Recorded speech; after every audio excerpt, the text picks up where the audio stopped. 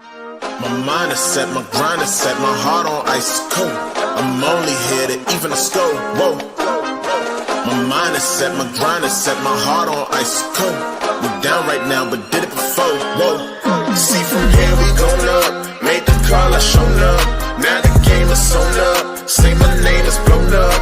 We up, we up, we up, we up, we up, we up, we up, we up. See from here we going up. Made the call, I shown up. Now the game is on up. Say my name is blown up. We up, we up, we up, we up, we up, we up, we up, we up.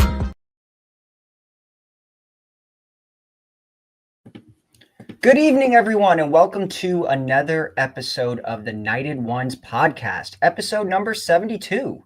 We're the only podcast that features a former UCF national champion, a former UCF radio host, an ESPN analyst and hoops player, an infamous rapper, our resident influencer and IG star, aka me, shooting the breeze, talking UCF sports. Remember to like and follow us on YouTube, Instagram, and check out the 70-plus teams and conferences on the College Huddle, Big 12 Huddle, Fourth and Florida, and New Stream. All right, today we are a little bit shorthanded. It's just going to be me and that former national champion winner, aka Trey Neal. So I really only have one person introduced, and that's Mr. Trey Neal. So Trey, why don't you come on stage?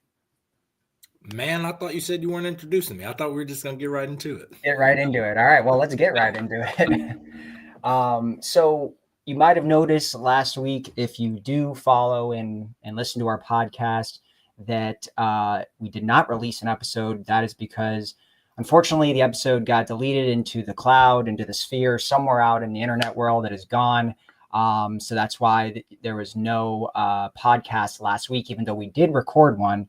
It just didn't get released. So we're going to talk a little bit about what we spoke about last week when it comes to UCF football and basketball, primarily the transfers that came in last week and the prior week that we got deleted, as well as some of the new coaching hires that happened over the past week or so. So Trey, let's get right into it. Obviously Coach Frost has kind of slowly been filling out the remainder of his staff. Early on, we already knew about guys like Mackenzie Milton and obviously Sean Beckton. We were waiting really for him to finish out the rest of the position coaches for the most part. There had been, maybe 3 or 4 hires, but now it is pretty much completed. So we'll just kind of go over each guy. So what happened this past week, the newest one, which kind of came out of left field, was special teams coach Pete Alomar was hired. This is a veteran of 30 plus years in the coaching world. Most recently was at FIU, and at Rice. Excuse me, he was at Rice for the last couple of years as the special teams coordinator, which is the role he'll take over at UCF, replaces Brian Blackman. And this is a guy that's in his, I think he has like mid 60s. He's been around forever, coached at a ton of Power 4 schools, but most recently at Rice. This is a name that really I did not hear any sort of rumors or anything about that. I don't know what kind of connection he has to Frost, if any at all. It's not like someone that coached at UCF in the past or at Nebraska or anything like that, to my knowledge. So I didn't know much about him, but obviously he's a veteran. He's got a ton of experience. By all accounts, when I was looking at his the write-up on him, and it's special teams defense, punt return yard defense, just in general, good solid foundation. Special teams have been his rap really for the past 30 years. I think Rice was top the 2 years here. They were top like 15 nationally in special team yards or defensive yards. So it seems on paper like a good hire. Trey, what do you know about this guy? Is this someone that you were in college football? Was this a name that got around a lot, or what do you know about him? I'm not super familiar with him. The thing that I've always thought was weird but very interesting about college football, and I think just football in general, is just where people make the connections and like those strings that get people on staff. Like, I don't know anything about Coach Alomar. Like, I have nothing about him, know nothing about him. But somehow, through some connection, Coach Frost hired him. Obviously, Coach Frost is going to vet guys who he thinks can contribute, who he thinks are good football coaches. I don't know exactly what that process is, what kind of questions he's asking, things like that. But like you mentioned, 30 years in the profession, I think to me, what it looks like, at least to me, Frost is kind of picking around to guys he might think are very experienced, because I think this is, like you said, I think we've talked about it, ad nauseum now. This is a different UCF than almost 10 years ago when he first came. We're in a different space. We're in a different place. We have different expectations even. So I think he's built his program, and I think he's trying to build it somewhere where he has a lot of experienced guys, a lot of experienced people that have been a lot of different places, seen a lot of different stuff, versus when he first came on, it was a lot of guys who were kind of fresh, raw, green, which I think they both have their pros and cons to it. I just think, we're in a more experienced league. You want to get those experienced coaches. I told you that was the biggest difference for me. Even just going from the AAC to the Big Ten was just the coaching experience everybody we played had. We were young at UCF. Throw us in the Big Ten with Urban Meyer, guy from Wisconsin. I forget, like, so many, Kurt Frentz, who was just, he was there. Like, all those coaches, Mark D'Antoni. Sure. Super experienced NFL track records, or they had been coaching for 20, 30 years. So I think that's what Frost surrounded himself with. Obviously, with guys like, Mackenzie Milton and Coach Harris, where I'm sure we'll get to. They're a little bit young bloods, but I think at their positions, that's what you want. I think at special teams, you want somebody who's been around, seen a lot, done a lot, been different places, seen different things work. So it'll be interesting. I know we've been complaining about our special teams for the last few years. Yeah. But yeah, I think it'll be an interesting guy. And Rogers, as what's the biggest thing we should look for in a good special teams coach. I mean, to me, any good coach, you just want to be fundamentally sound. I know that's basic. I know it's cliche, but I think, in my opinion, you lose a lot more football games than you win. And most of the times it comes down to those little things. And most of the time those things are like fundamentals. Like, I mean, we lost a few games just because we couldn't kick, but I know it's like we're like, oh, we just need to get a new kicker. But I remember at the TCU game, we gave up like 3 blocked field goals. Who knows how, and I'm not giving anybody a blame to it, but who knows how that impacts your kicker when he's like, okay, I'm getting every one of my field goals blocked. Now I need to change something. And that can change everything. So I think, just to me, what makes a good special teams coach is what makes a good any coach. If you teach good fundamentals and you stress those fundamentals, I think that's the base of any good coach. And then there's things where, skip schematics and things like that. You want to get creative, but you want to teach guys the right way. So to answer Roger's question. Yeah, I mean, that makes sense. And like you said, special teams is something we've been complaining about for a while. Brian Blackman had to go. It's been kind of a maligned position now for a little while, whether it's, punt returns or blocked field goals, like you said, or just kicker struggles that we saw with Colton Boomer. So I think it was time to go. But, it's interesting for us. I think in the beginning, when he first got hired, in the first couple hires that he had, there was, some complaints thrown his way that he's just keeping people directly in a circle or going back into the Nebraska pool, whether it was, Becton, who's obviously UCF and Nebraska, or McKenzie, or, Duval and some of these guys. But I think overall, yeah, exactly. But I think now that we have a full view of the entire staff, it's been a nice mixture. You have, yes, the guys that were part of some of his previous staffs, but you have some really young guys like KZ and like Brandon Harris. You have some old wily vets like this new Alomar here, and you have guys that are completely out of a circle. I mean, the App State coach that is now our offensive line coach. I think there's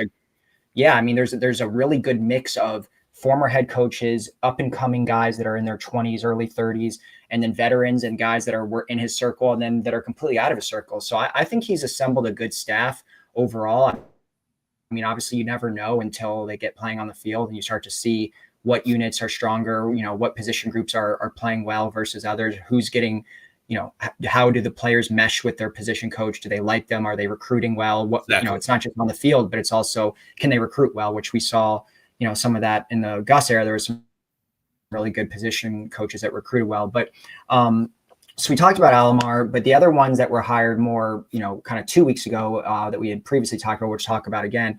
Well, let's start, on the offensive side of the ball. So the two positions that were missing were running back and tight ends. Now, tight ends, I don't know. It doesn't seem like they're going, last year Blackman was the tight ends and special teams coordinator.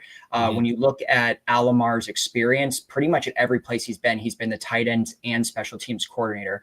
The graphic that was released just said special teams. There's rumors it could be him. There's also rumors that it could be our OC that's doing the tight end. So I don't think they're going to hire a new or what was that? That's who I would think it would be, because I think that's what Coop did. What I remember at Nebraska, he was.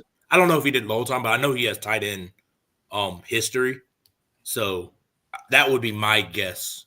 Yeah, I just don't think they're going to hire like another person. I think it's going to be one of the current coaches that will take on the multi-role kind of thing. So, so really, all that was left really on offense, if we don't count the tight end, was running backs. And it was announced that it's going to be Jimmy Beal, who, most recently was at Utah State.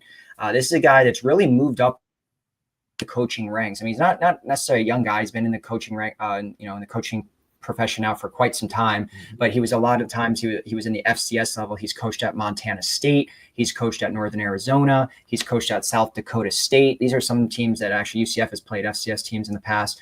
Montana State. Then it looks like he kind of got his first big break a couple years ago when he got hired by San Diego State, and then last year he was at Utah State. But at San Diego State, the Aztecs that year averaged 154 rushing yards per game. And then this past season for Utah State, they were top 10 in rushing yards nationally. So, and then when he was in the FCS level, I mean, I'm looking here at the stats, essentially every year at Montana State, he had like a top 3 rushing attack. So by all accounts, Jimmy Beal seems to be a very, very strong running back coach. It is his first,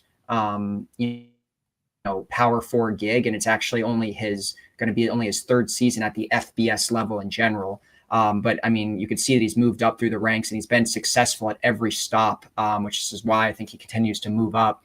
So Trey, I mean, what do you know about Jimmy Beal, or what do you think about the hire? Yeah, I mean, I think this is one of those things where I think Frost is kind of digging deep. Again, he's been in, it says 19 years coaching. So yeah, 19 years. Yeah, that's a long time. You've seen, I mean, that's a big variety. You're talking, like you said, 2006 to 2025. Football has changed a lot in that time span. And like you said, he's worked his way up. There's something that's to be said about guys who kind of go through the grind, maybe not just, climb the ladder super fast and just jump. Because, you can look at it as a good thing or a bad thing. I think this guy is to have top rushing production in, I wouldn't call these like blue blood places. Utah State, you're not getting the best of the best recruits. Montana State, you're not getting the best of the best kind of athletes, players.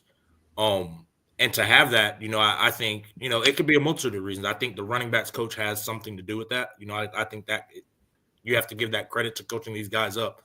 So I think it's a good hire. I'm not really going to – you're going to hear me say that a lot. I think all of these guys are good hires. But like you said, I think it's a wait and see for everybody. I think it's a wait and see for guys that we've seen before, just because this is a different thing. Like, yeah, what we did in the past is great. What what Coach Beal did, what Coach Clark, who we'll get to, what they've done is great.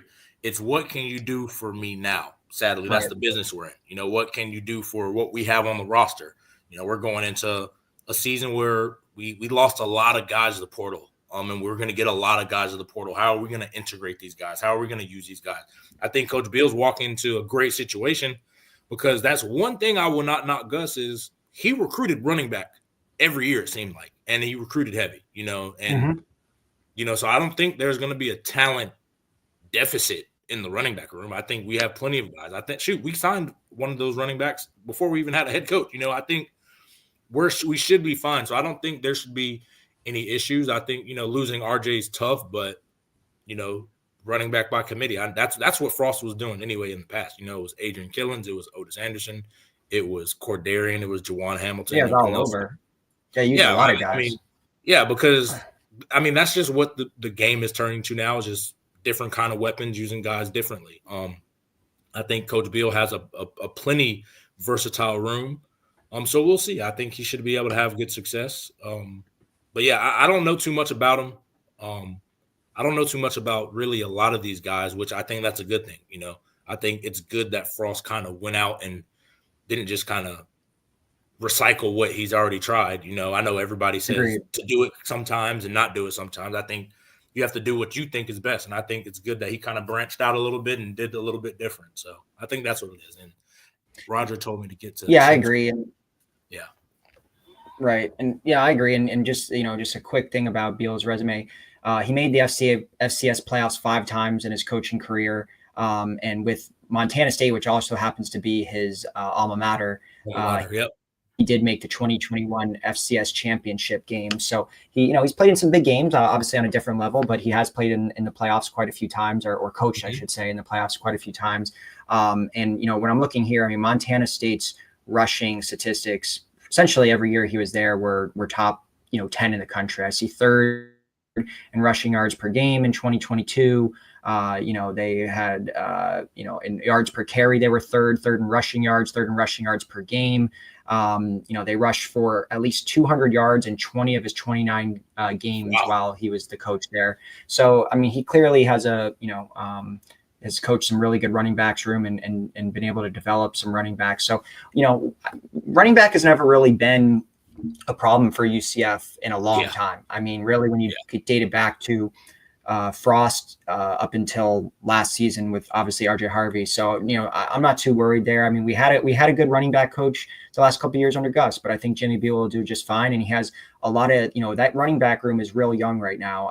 Outside of Miles Montgomery, you have, essentially 2 freshmen and Tavion Swint, and I'm drawing the blank on the other guy's name, but there's, 2 very young running backs in that room. So it'll be good to get them coached up. And then we also have a transfer there. And Miles Montgomery is a veteran, but he's, still really only played like 1 or 2 years of, serious minutes on the field. So, all right. So moving on. And it's one of those things I don't think again, I think it's going to be where Gus always leaned on that guy he trusted. Frost, when you earn Frost's trust, he's going to get you the football. He's not just going to say, hey, bell cow me 30 times a game. He's going to utilize everybody's skill set, because I think that's what made the offense diverse and unique, was just everybody had such versatile skill sets. They could be used differently, So I think, Miles Montgomery might be his time to come up, but there's guys on the roster that might do something better than him or different, and they're going to get on the field for that. They just have to show it to Frost. And Tim says, what would you tell a potential recruit, offense or defense, about what a Frost practice is like?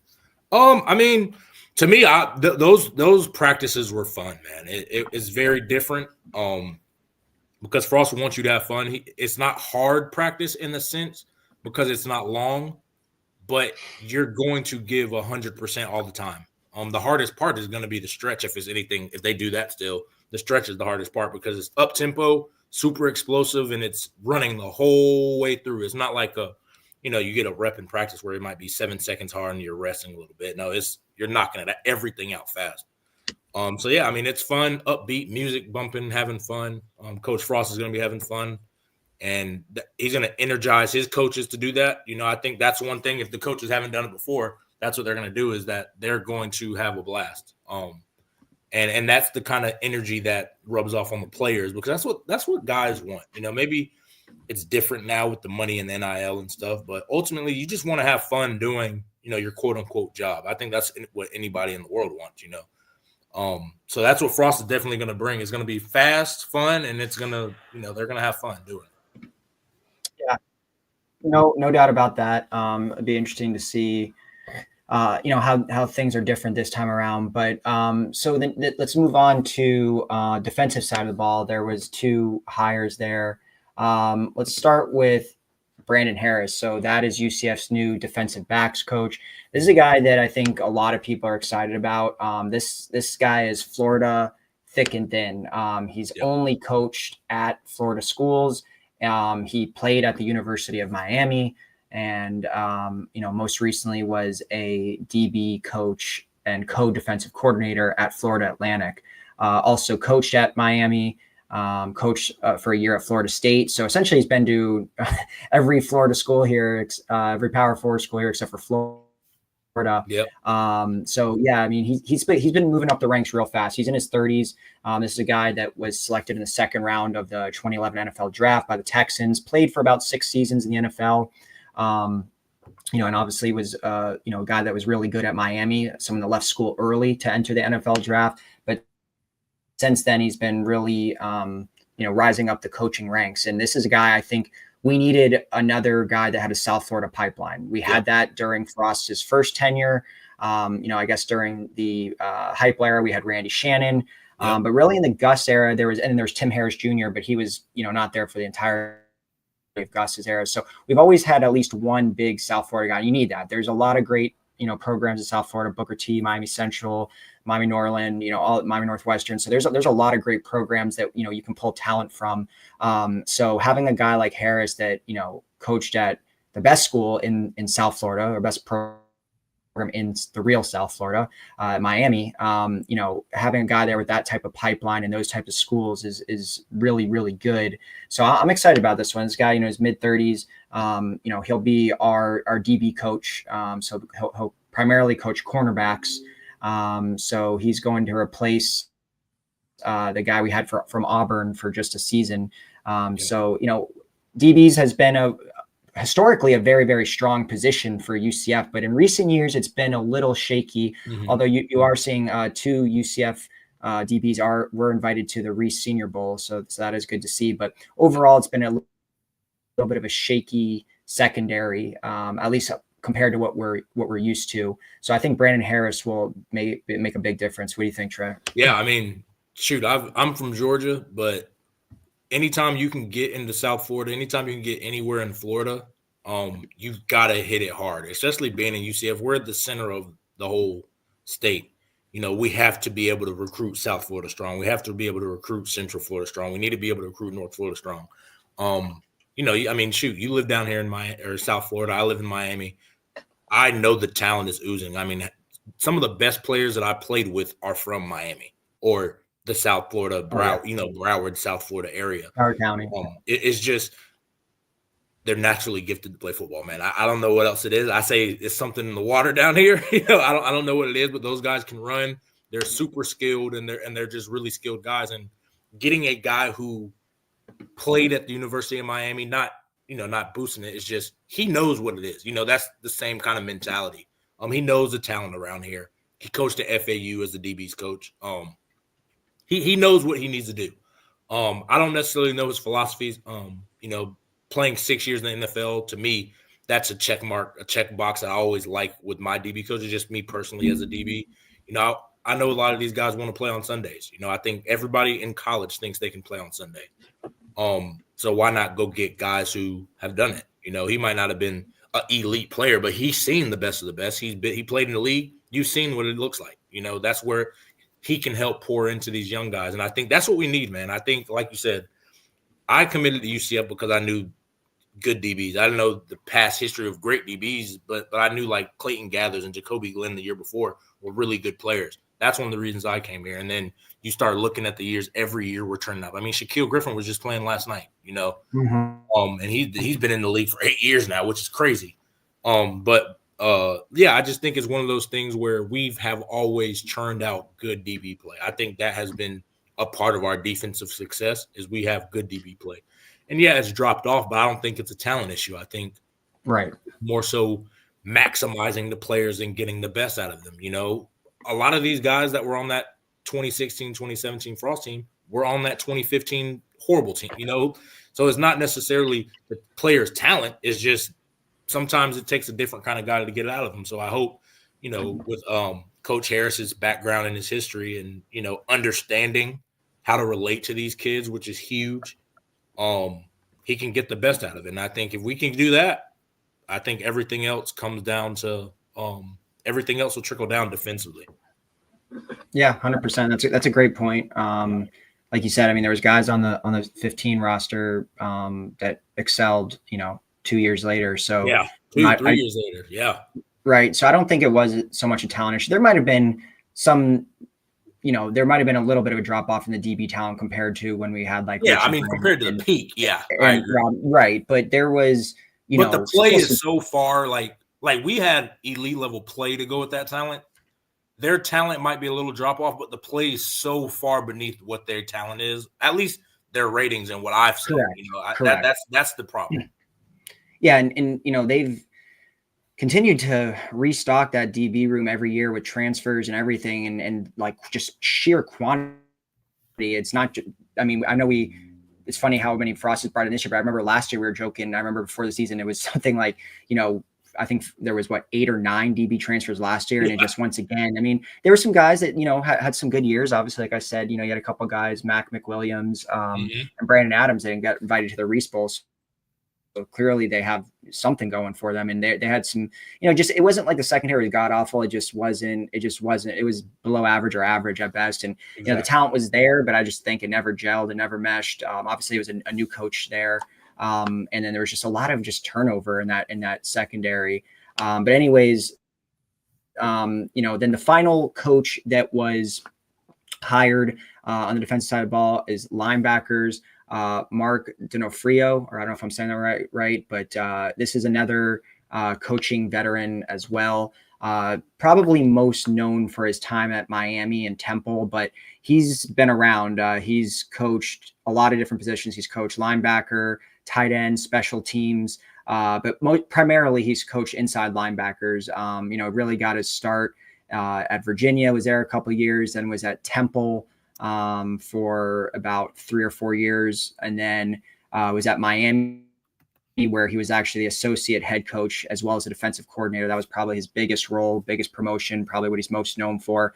Then he spent a couple of years at Houston, then Wisconsin, and then the last 2 years he was at Stanford. So, I mean, he's a guy that's moved around, but primarily been at Power, 4 schools for the entirety of his career outside of really Temple. So he's, this is one of those hires that kind of also got social media trashed, if you will. People didn't like it. I know the fan bases at Stanford and Wisconsin weren't exactly huge fans of him. But once again, you look at the numbers, a lot of the years he was pretty good. Obviously, the press releases that UCF puts out, they're not going to sit there and pinpoint negative stuff and try to talk about bad statistics. They're going to point out all of his best stuff. But overall, I mean, Stanford had a solid defense the last couple of years. Wisconsin's usually always, defensively sound. So, he's been, by all accounts, pretty good. I know he's had a little bit of a bad rap, but once again, a veteran. And look, we know if you ask any UCF fan that really follows what has been our worst position on either side of the ball for the past 5 years, everyone is going to say linebacker. So I don't think it can be much worse than it was. So I'm willing to give this guy a chance. I think everyone on Frost staff, in my mind, has a clean slate. I mean, regardless of their past, you would love to have the up and coming coach, the guy that every other program wants. But you know what? This guy at least has good experience, and I saw he's coached 20 linebackers over his career that have gone to the NFL, multiple All-Americans, and obviously all conference players. So I'm willing to see what do you know about this coach there, Trey? Yeah, I mean, again, I don't know too much about him. It's more so you kind of look up the history where he's been in the past, and what has he coached? What has he produced? I think it's one of those things, like you said, 20 guys in the NFL. You've seen what an NFL player looks like. I think, to me, every coach should be able to say, I've seen what the best of the best in this conference and the best of the best, like an NFL guy looks like, so I can coach, try to get the most out of those guys. I can go recruit guys that I think have that shot. I think that's what's important. Talking about inside linebackers, to me, those when I played with it in this scheme, I don't know how much Coach Grinch and Coach Chin's overlap. But the inside backers, the linebackers are the smart. They have to be smart. Because it's so much going on. There's so many stunts. There's so many blitzes. There's so many different types of things that you have to see in front of you. On top of that, there's different techniques you have to play. Are the guys in front of you taking on doubles? Are they, shooting gaps? It's so much that you have to know at that position than just, running just a run and hit guy, which there are a lot of really good those kind of linebackers too. Just for if there's any overlap, they have to be smart. So I think, like you said, every coach has a clean slate. I don't care if they were the worst coach. I know Coach Grinch got a lot of flack just because of his past with USC. But again, I don't think USC, when I watched them, I don't think they played sound. I don't think Coach Frost, I know for sure you're not playing if you don't play sound. So I don't know what Coach Riley was allowing over there, or if there were guys that, you have to play and they were just doing their own thing. So again, I think he has a clean slate. I don't know too much about, his techniques or what he's teaching. But I'm interested to see how these guys are. I'm glad Frost went and got guys with, like you said, 15, 20 plus years of experience mixed in with the young guys like McKenzie. I think this is his first big boy job. Brandon Harris, this is his, I wouldn't say first big boy job, but he's a younger guy with a bigger, a big time job. You're in a power four defensive, a power four DB coach. That's a big job. A power four quarterback coach. It's a big job. So I think he has a healthy mix of some youth, some guys that he trusts and knows, and then some guys that he's bringing in that he might not be as familiar with, but they have the experience. He's not going to bring in guys that don't have that experience or haven't seen it. I think that's the best thing you can ask for. Like you said, we're at UCF, man, and it's not to downplay it. We're not going to get the up-and-coming risers offensive coordinator, the up-and-coming rising defensive coordinator, because those guys are getting caught by the NFL teams. Those guys are getting caught by the Alabamas, the Georgia. That's just the reality of the situation. You have to be able to find those guys before they are. I think even going back to Danny White, Coach Frost was probably the last prime time up-and-coming guy because he came from Oregon, and that was the time the spread offense guru. I think Coach Heupel was a good hire. I don't think he was that up-and-coming guy. I think Coach Malzahn definitely wasn't the up-and-coming guy. He was more of a retread. He was still a good coach. And then now Frost now. I think it's hard at UCF to do that, but I think if Coach Frost can maximize his staff, if he can get the right guys that can develop and buy in, I think they can get the best out of this group. Yeah, no doubt about that. Roger put up on here. Can you talk a little bit about how important inside linebacker is in a 3-4 defense? Yeah, I mean it's probably one of the most important defenses. And it just depends on how they want to run it. I think the thing about defense now is 3-4, 4-3, whatever it is, because it's so much spread, it almost doesn't matter in a sense. I think up front the body types are different. That's probably really the only thing. It's just the different body types. But I know for a fact you have to be smart. You can't just be a guy that's just give me one assignment. No, you have to make all your defensive linemen back. You have to be in constant communication with the safeties. You have to be able to tell the backers different things. So you have to be a smart football player. Some of those positions you just go out there like a corner, not to disrespect corners, because I think that's the hardest position in football. But you can just be like, hey, go lock up that receiver, take him out. Boom, that's easy. At linebacker, it's not that easy. Up through the middle, at safety, it's not that easy. So you have to be the smart, you have to be a smart player up the middle. That's what I always say. The guys that play from the center of the football all the way up the middle, you have to be smart. I think that's the most important thing is at that position. Yeah, Frost is the third choice is crazy at the time. But, hey, third time's a charm, apparently. Yeah, no doubt. All right. Well, that's the overview of our coaching staff. It is completed now. We know who our guys are going into next season.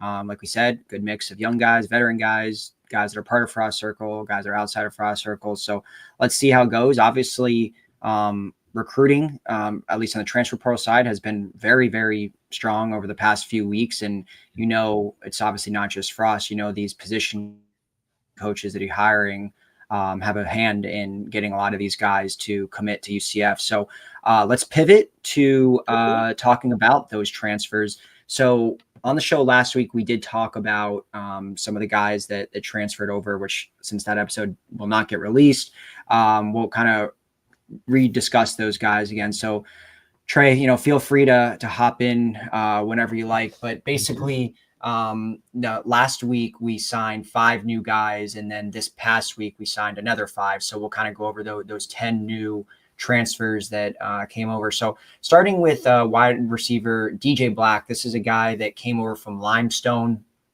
which is a D2 program. So that's the second D2 transfer that Frost has elected to take. So not afraid to kind of go down to the lower ranks and pull some guys up. But this is a guy that, started out his career as a South Carolina walk-on, really had no offers out of high school. So kind of just walked on to South Carolina, which is where he's from. He's a South Carolina native.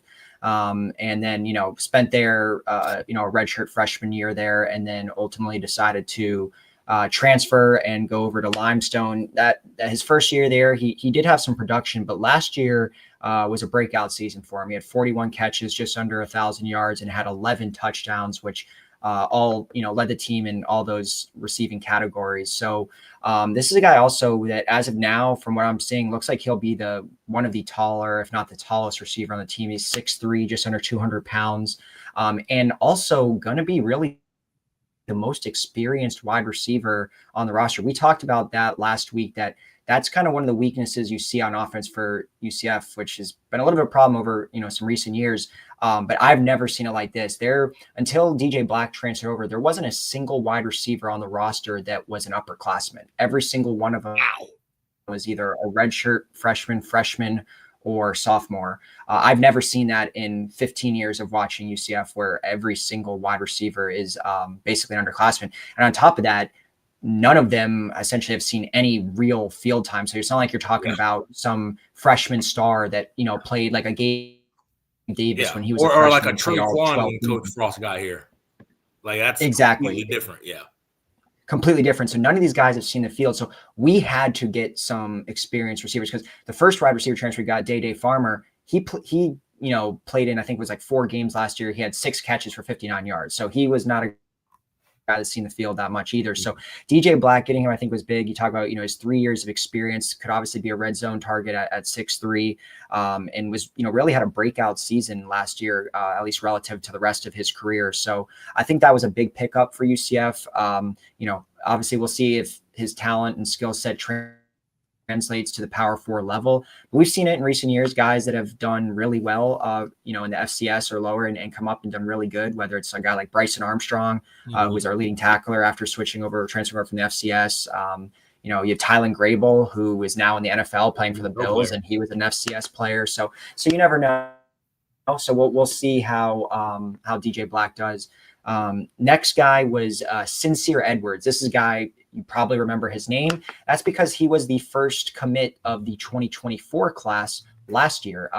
There's a guy that was a Orlando Sentinels, Super 60 guy, ranked 3rd in all of Central Florida, one of the top guys in the entire Sunshine State, played at Waukeva High School, very, very highly recruited out of high school, was a 4-star guy. That was a great way to start that 2024 class when we landed him, not only keeping, quote unquote hometown hero, but there's a guy who was getting recruited. He had offers from Ohio State, Michigan, you name it. There, pretty much every blue blood in the country was offering him. So that was a big pickup. And this is not a project. This is a guy that played significant time at Pittsburgh last year and was very, very productive. He was one of 2 freshmen on the entire team to play in all 12 games last year, all 12 regular season games. So there's a guy that was, from the start was very, very, very productive. Statistic wise, he had 17 tackles, 3 sacks, 2 pass breakups last year while playing in all 12 games. He's 6'1", 245 pounds.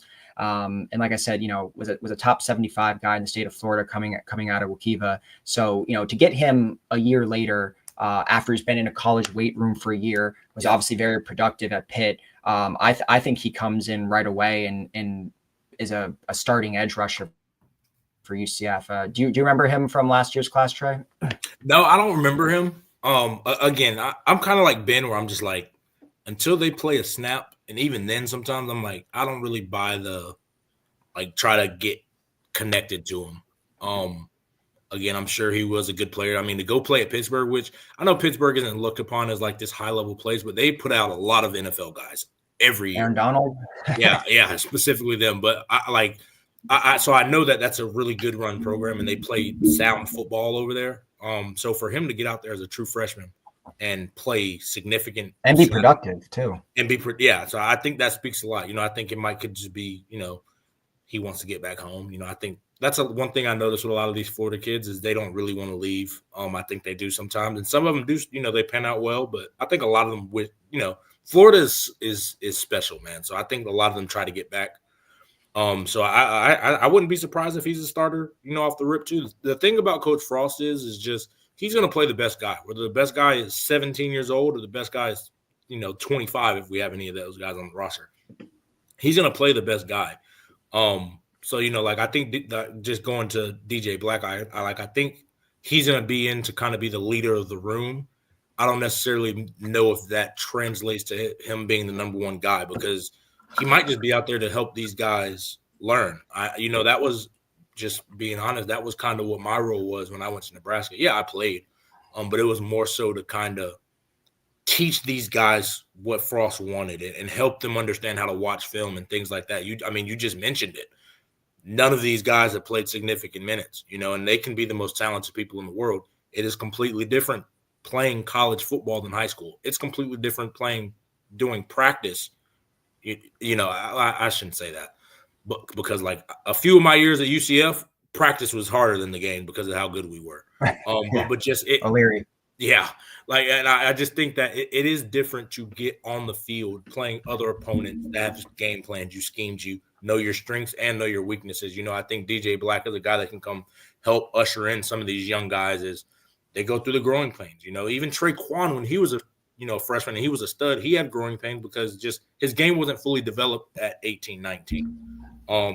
So guys like at the time, Jordan Akins, guys like Rashad Perriman, Rennell Hall, JJ Wharton, they helped him a lot. Josh Reese. And then Traquan grows into that role as he gets older. Then that allows Gabe Davis to come in and help. I think that's what, Frost is trying to look for a little bit in some of those rooms that are young. Get some older vets in there who are still good players in their own right, but come in to teach them the ropes, man. Learn how to be a professional. That's what Frost wants all his guys to do, is learn how to be professionals, because he's going to treat you like one until you show him not to. He's going to let you do whatever you need to do. As long as you are doing what you're supposed to do, Coach Frost is so laid back. He doesn't care about your facial hair. He doesn't care about if you're, hanging out, doing whatever, as long as it's, legal and not illegal stuff, he'll let you do it. And that's how you want to be treated as, a young adult, a grown man. That's what you want to be treated as a young adult. So, yeah, I think, Sincere Edwards will probably be a really good player. He's just going to have to buy into how Frost is going to do. Frost wants to do. You can't just come and be like, hey, I played, I'm the most experienced, I'm coming to play. No, you have to buy into what they're going to do. You have to be a leader as well. So, yeah, and relative to a lot of the transfers we got, Sincere Edwards is by far one of the best pickups just in terms of productivity. From last year at a Power 4 school. We got a lot of guys that have produced at previous stops. Some of them are G5, some of them are FCS, but he really produced at Pittsburgh. So I think it's a really big pickup, especially when you consider Dalen Dotson moved on, graduation. Ricky Barber obviously graduated, so we lose some big defensive linemen. Lee Hunter, I know those are more tackles than edge rushers, but Dalen Dotson was an edge rusher for us that we lost. So really the only primary edge rusher that was coming back, we only had a couple. So to bring in Sincere Edwards, I think is big for us. Yeah. So moving on, obviously the big news, I think, out of, the one that usually always gets the most notoriety, the most action, the most excitement is quarterback, right? Yeah. You knew this was coming when UCF picked up Cam Fancher from FAU. That felt like a depth play. It felt like a guy that, is going to be, sure, he may get a chance, but it's going to be, probably a third, second string guy. So you knew Frost was going to go get his guy. And apparently it's Taven Jackson. If you recognize that name? That is because this was a top 15 quarterback nationally in the 2022 class. He was a huge name. He had offers from Florida, Florida State, Michigan, Nebraska. So obviously Frost knew him and recruited him there. UCF even offered him out of high school. But he was a big name, top 15 quarterback in the country, and a top 200 player nationally by rivals, ESPN, On3. I mean, everyone had him as a really high-end recruit. So he comes from Indiana, and he was the number 7 recruit in the entire state in 2022. But he started out his career at Tennessee. And why is that important? Well, we all know Josh Heupel is there, and whether you like Josh Heupel or not, the guy knows quarterbacks. He's a former quarterback himself, and he's always, he knows quarterbacks. Whether it was recruiting, Dylan Gabriel, whether it was recruiting Brock Purdy, which he was considering UCF, and now he's obviously an NFL quarterback. This guy now at Tennessee, Hendon Hooker. I mean, he's had a lot of really big names at quarterback. He usually always has a great quarterback. So the fact that he was at Tennessee under hype gives me some confidence, but only spent there a year and redshirted that first year. Then he transferred over to his hometown, Indiana Hoosiers, where he did get a lot more playing time. He was generally the QB2, but when he first transferred in, he was named the starting quarterback, but unfortunately that year he lost his starting role. But last year, before the season, he was named, basically the QB2, but Indiana's quarterback got injured last year, and Jackson came in and played 2, hell of games. He started one, and then he came in, like in the second or third quarter whenever their quarterback got injured, and he won both of those games. So he went 1-0 as a starter, and then won the game that he came in the second half, and played some really good football for Indiana in those games. Yes, it was in a small sample size, but he guided them to 2 wins. Overall, had 350 passing yards, 4 touchdowns. 1 pick last year, as well as 3 touchdowns on the ground. This is a guy that is very athletic. I haven't even talked about his size. That he's 6'4", 212 pounds. So he's kind of in that Blake Bortles mold. Yep. Definitely a real big guy. He's been compared to, he's a guy that is definitely mobile. There's no doubt about that. The kind of knock on him is he needs to work on his pocket passing and his pocket presence, but he can make plays happen with his feet when he's in trouble, and he can still sling the rock. It's just he hasn't shown a lot with his arm yet, but it's seemingly gotten better every year. With last year, obviously, when he came in for 2 huge games for Indiana and helped them win those games. Yep. So he comes to us, got 2 years of eligibility remaining, and it's interesting because obviously, first of all, it's quarterback, but UCF hasn't quite had stability at quarterback in a lot of recent years. It's felt like, and especially last year when you talk about starting 4 different quarterbacks. So we know that Dylan Risk is the incumbent, and looks like he could, I'm very sure that he'll be in competition for that QB1 role, but clearly Taven Jackson was brought in to compete for that starting role. And, I think there's a propensity, for a guy like Frost, it's his own quarterback. I think there might be a little bit of an inherent bias there. So it feels to me that Taven Jackson would have the inside track unless, of course, Dylan just beats him out. And I think Frost is a fair guy and would give it to Dylan if that's the case. But Jackson comes in with a ton of potential. He's got the size, he's got some experience. He's played at 2 very good Power 4 programs. So this could be our guy next year. What do you think, Trey? Yeah, I mean, in the grand scheme of everything, I think if you look at football in 4-year intervals, I think we don't know who Frost's 100% hand-picked guy is yet. I think that guy is, to be honest, I think he's probably a high schooler.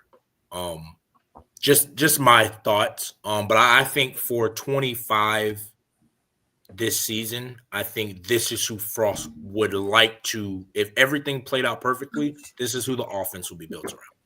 That's just my guess. I don't know if that's what he's thinking. I don't know if he's just trying to get more, talent in the room just to see, put all the talent out there and let's see how it fizzles out. I don't know if that's what he's doing.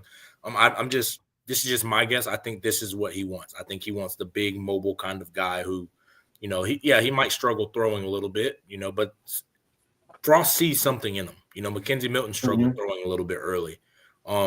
Sometimes it takes time for guys to develop. I've seen it under Frost, guys develop.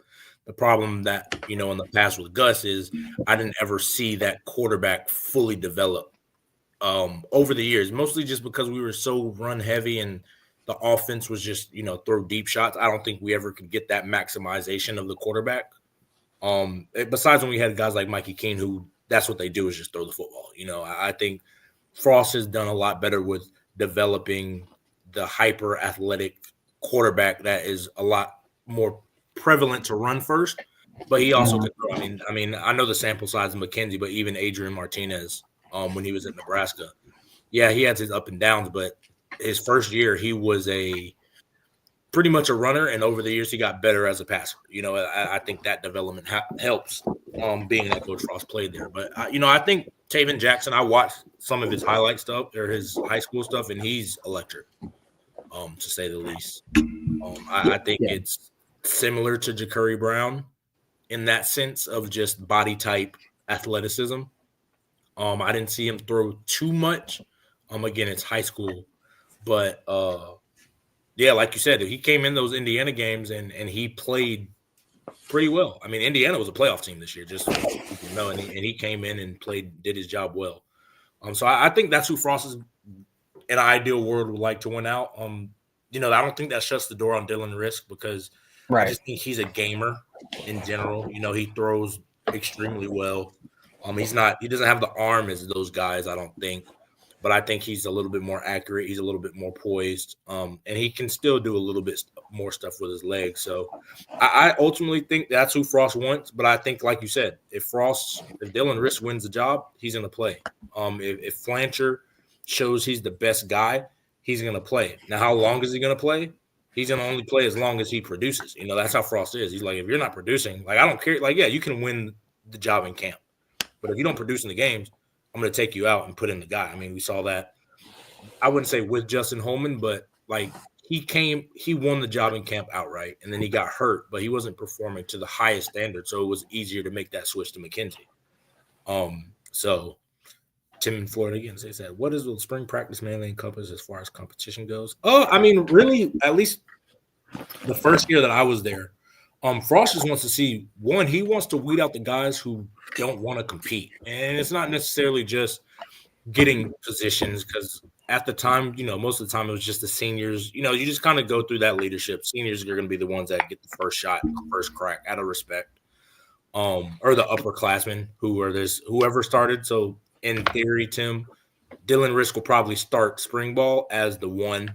And it'll be his job to kind of lose. But Frost will mix in different combinations. He's going to mix in different O-line combination, different receiver combinations, running backs, quarterbacks, DB and Frost will be like, I want to see this person with the ones. I want to see these two guys with the one. That's what he did. The first year ended up being the starters, Drico, TJ Mutcherson, Shaquille, and DJ. I remember one time he legitimately was just like, I want to see the youngins at safety. And they was talking about me and Kyle Gibson. And we went in with the ones, and that was that. And, we played well. But, again, he wants to see the different combinations so that he can see if we're going to compete. Does our competition level go up with our competition? Or did the lights get too bright? I think that's what spring practice mainly encompasses. It's not necessarily, a lot of install, which it is a lot of install just because it's football. But that's not what he's really ironing out. It's just breeding that competition level, setting the standard, setting the tone of how he wants the program to be.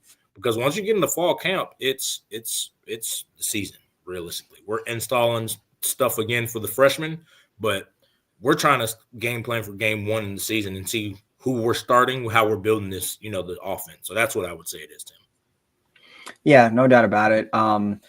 As it pertains to Jackson, again, just to finish up on him, there's obviously anytime you can get a former 4-star prospect that was, top 200 nationally that has some experience at Power 4 schools and still has 2 years of eligibility left, I think that's a win, at least for the competition standpoint. For sure. And, UCF lost 3 scholarship quarterbacks in the offseason between KJ and the other guys that transferred out, EJ Colson and Riley Trujillo. So they needed to get some, more bodies, but we'll see what happens. I think anytime there's a QB battle, it's always exciting. Anytime we've ever had it, from what I can remember, and, as you head into spring ball, you start get a little bit more news about what's going on. So I think Dylan versus Jacuri versus Jackson is going to be one of the, most watched position battles in all of spring ball. And everyone will be very, very eager, as we get into the summer and August before the season starts, who is going to be UCF's QB1. So that is definitely a battle to watch. At this point, I think it's wide open. It could be any of the those three guys I mentioned. Obviously, probably right now it feels like the two front runners are obviously Dylan and Jackson. But anything could happen. So we'll see what happens there. All right. Moving on to the next transfer, which was Lewis Carter, linebacker from Oklahoma. This is another former four-star guy and another guy that was pretty productive, at Oklahoma. So another huge recruit out of high school, had offers from essentially every Power 4 program in the country. He's actually the second linebacker we've taken from Oklahoma in this transfer cycle. But this is a guy that came out of Tampa. So another Florida guy that's coming home, and, a guy that's going to be at UCF next season. A little bit about him. He played at Tampa Catholic,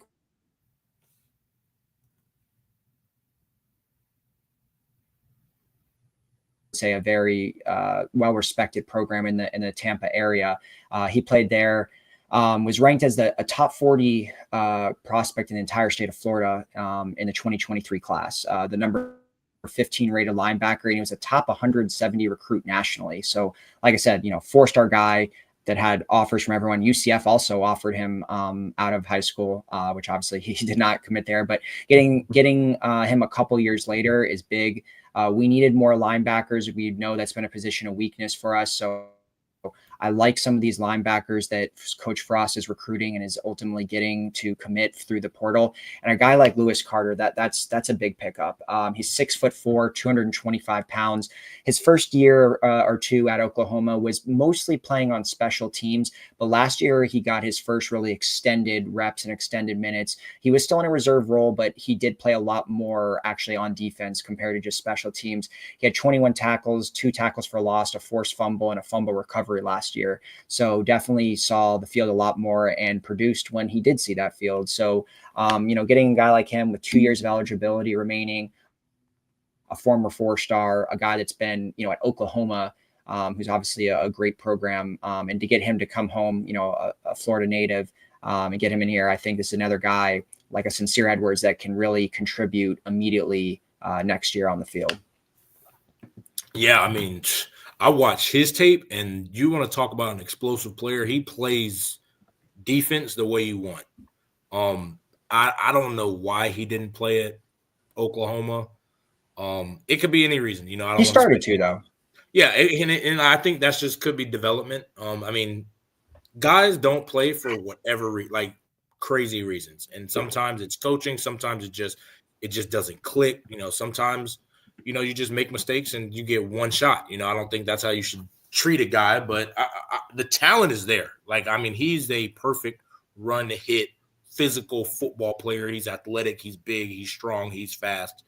So I think that, that's what just from watching his highlights, he's going to play. I think this is when I look at all the years, dealing with Coach Frost and the type of guys he likes to play, this is the type of guy, the mold that he wants his guys. It's the Mark Ruckers who, I know Ruck wasn't the biggest guy, but he was a run hit specialist. Shaquem Griffin, run and hit special. Those guys are just athletic and can run, and they just play football with the right intensity, the right fire lit up, beneath them that you want. So I'm super, super excited to see him play. I hope that he could, obviously I want him to stay healthy, and I hope that he can grasp the playbook, because if he's playing inside backer, that's what I think is the holdup for most of the athletic guys, is just understanding the responsibilities. You can't just always play super fast. You have to be, start to play smart as well. So I think that's what I'm excited about him.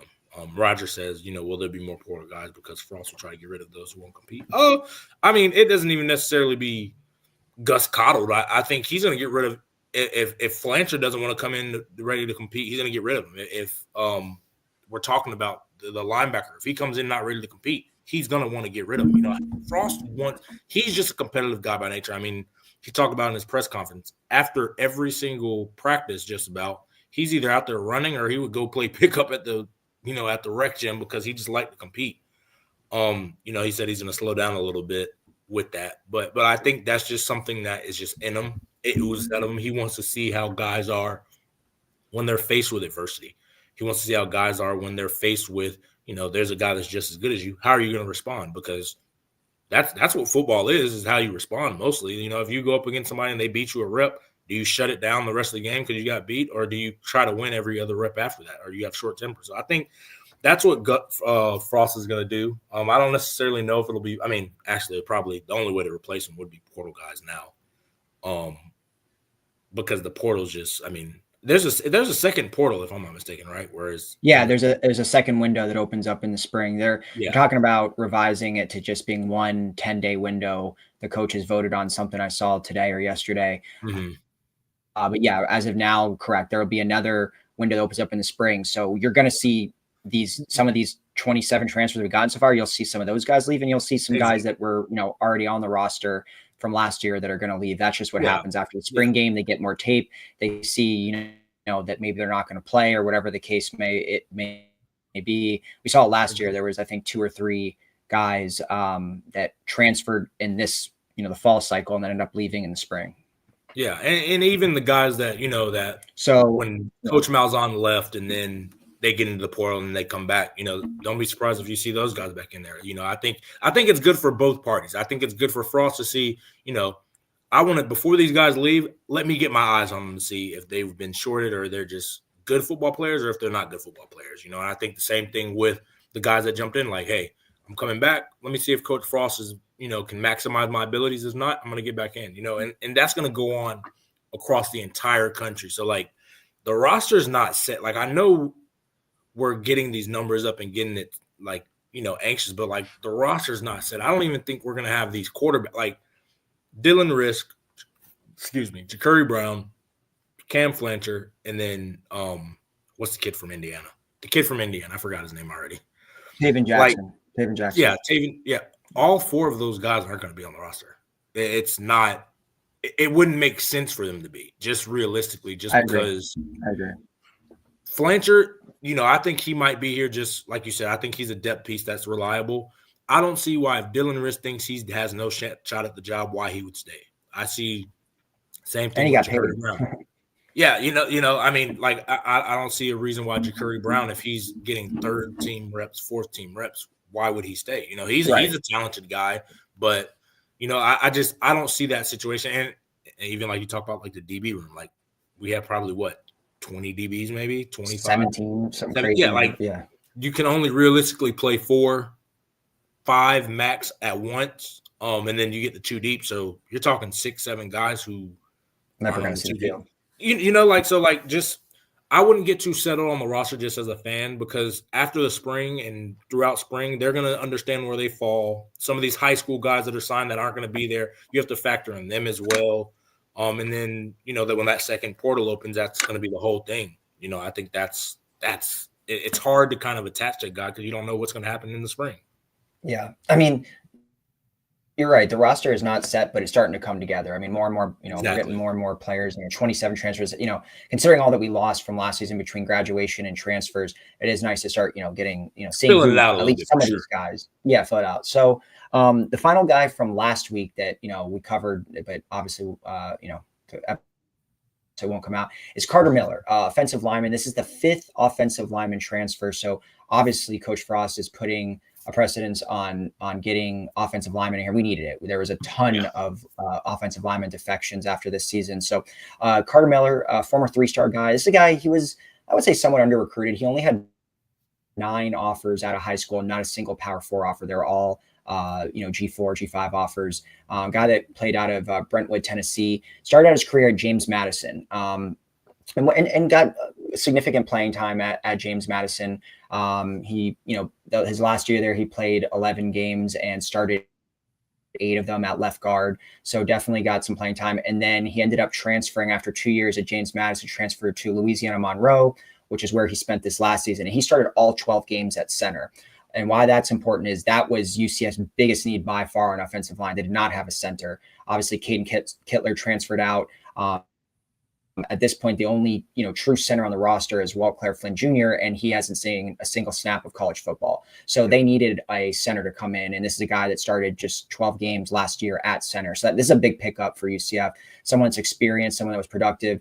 He was an all Sun Belt honorable mention, so definitely had some accolades. A guy that is well respected and played some good football. Overall, he had a 76.7 pass blocker grade on PFF, so had some good grades last year.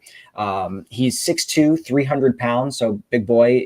That's all 5 of UCF's O-line transfers have all been at least 300 pounds and at least, I think, 6'2". So there's getting some size there. And this is a guy that, played a lot of football over the past 3 years. So I think this was definitely one of our bigger pickups, one of our biggest remaining needs. I think we probably could still use a couple more offensive linemen, but center was by far one of the biggest needs. And to, get a guy that started 12 games last year at the position is a big pickup for UCF. So that really concludes the transfers from last week, but UCF was able to land another 4 transfers this week. So over the past, call it 3 weeks since the transfer portal has opened, UCF is clearly focused on offensive linemen and DBs. And you're kind of wondering, where's the skill position players? And there was a few. Obviously, we got a tight end. We had DJ Black, a wide receiver. We got a quarterback, obviously. But you were wondering, where's, we know Frost, and, he loves his skill players. And that became something that was, really went hand in hand with that 2017 era, was just all the great skill players we had.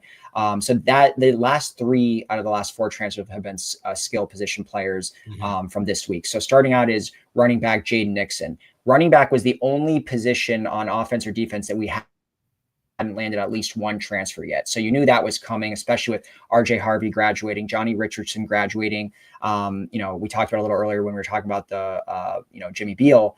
But really, the only running back in the room with any experience is Miles Montgomery. And let's be honest, he has an injury history.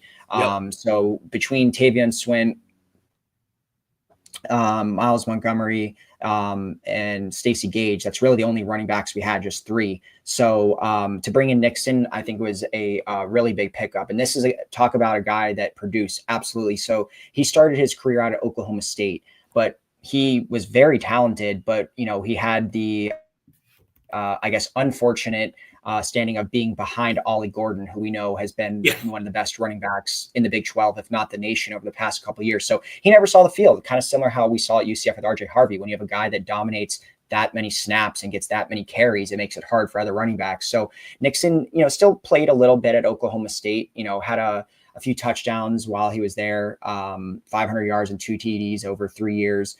But what he did was last year he did transfer to Western Michigan and had an absolutely breakout year. Had 919 yards on 6.4 yards per carry and 12 touchdowns, and was ultimately named first team All-MAC last year. So absolute breakout year when he finally saw the field. He had 5 games with over 100 yards and 4 games with at least 2 TDs. So he had a great year. And out of high school, he was a pretty big recruit as well. 3-star guy in the 2021 class. Came out of Texas, actually out of Frisco.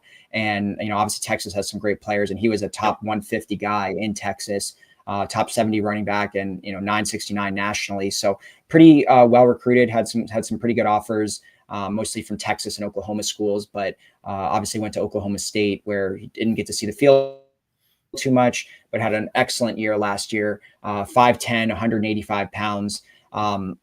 He kind of reminds me a little bit of Penny Boone.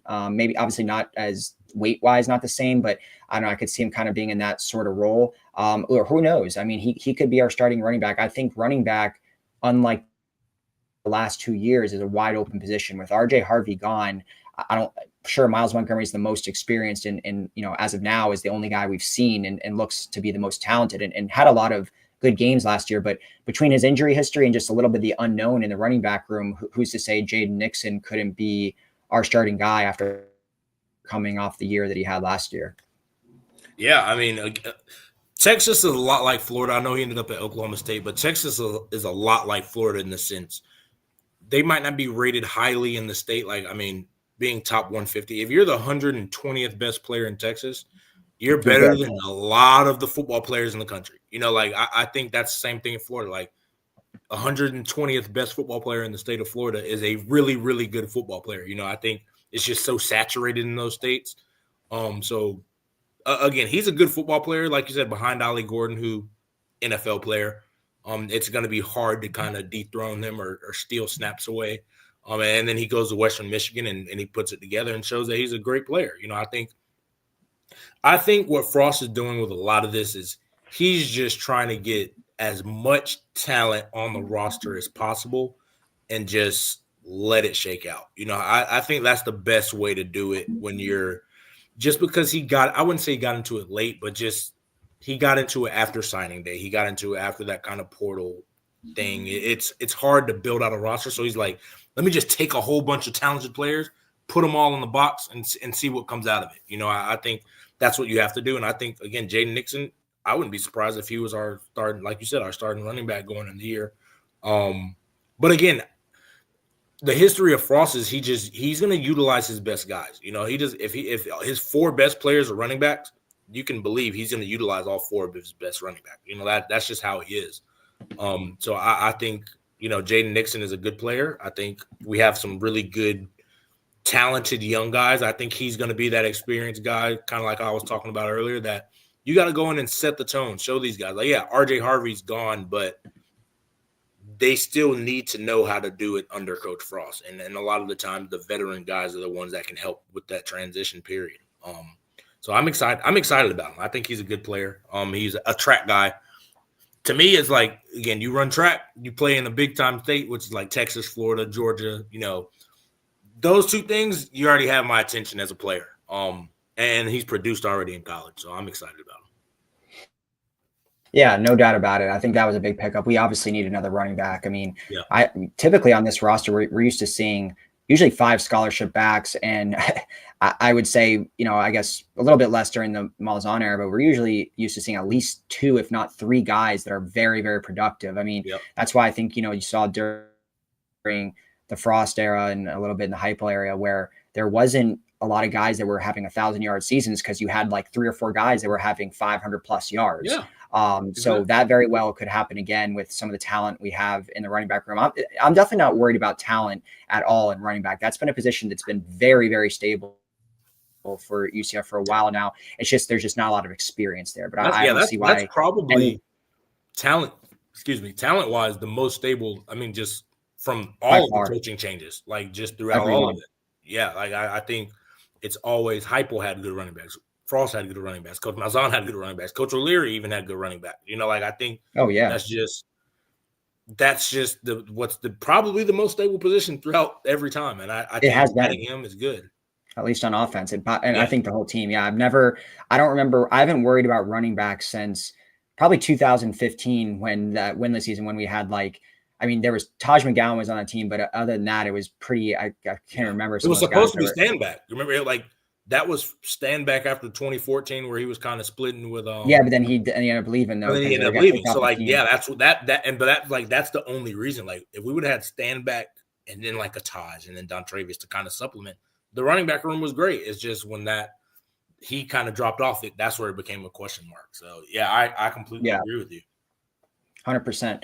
So next, I mentioned we were picking up skill position players. We landed our second tight end. This is Elijah Brown, who transfers over from FAU, actually the third FAU transfer of this cycle.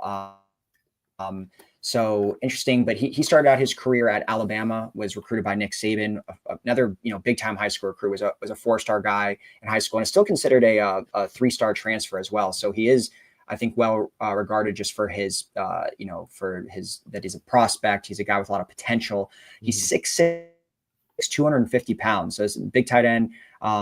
He's from Dayton, Ohio. Went to Wayne High School. Shout out. That's where my mom went to high school. So every time I see Wayne, I always kind of have to note that. But funny, he's number 12 rated prospect in all of Ohio, top 15 tight end nationally, and was a top 300 recruit nationally. So he also had the pick of his litter for, he got offers from Alabama, Auburn, Kentucky, LSU, Michigan State, Nebraska. Penn State. So, I mean, he was really, really highly recruited out of high school, where he was a 4-star guy. Interesting, it is the UCF second tight end of the cycle. He joins Dylan Wade, who's very productive last year. Elijah Brown definitely seems like a prospect, a project, a guy that we're going to have to develop. I mean, he has been in college football for a couple of years now, but he has his entire career just has one catch for 22 yards. I mean, he obviously was used as a blocker a lot, but I don't see a guy like him kind of coming in and being the primary pass catching tight end when you have guys like Kylan Fox and now with Wade here too. Seems like maybe a depth play or someone that we could develop. But obviously, if you get recruited by Nick Saban at Alabama, there must be something there. So be interesting to see what he does. If he ends up playing or he's just more of kind of a blocker. But, I haven't seen too many transfer cycles where we've gotten 2 tight ends. Obviously we lost Randy Pittman. That was a big one. And then we had Reese Adkins graduate. So the room did get a little thinner. It still had Kylan Fox and Grant Stevens. And now with Dylan Wade and Elijah Brown, we're up to 4 tight ends again. So definitely there's some depth there. And also Jordan Davis graduated too. So yeah, we lost a few pieces at tight end, but we were able to kind of restock there. So we'll see if Elijah Brown can turn into anything. But I think tight end, once again, I feel pretty good about it. Between Kylan Fox and Wade, I would have felt a lot better if it was Randy Pittman, but I think Kylan Fox has a lot of potential.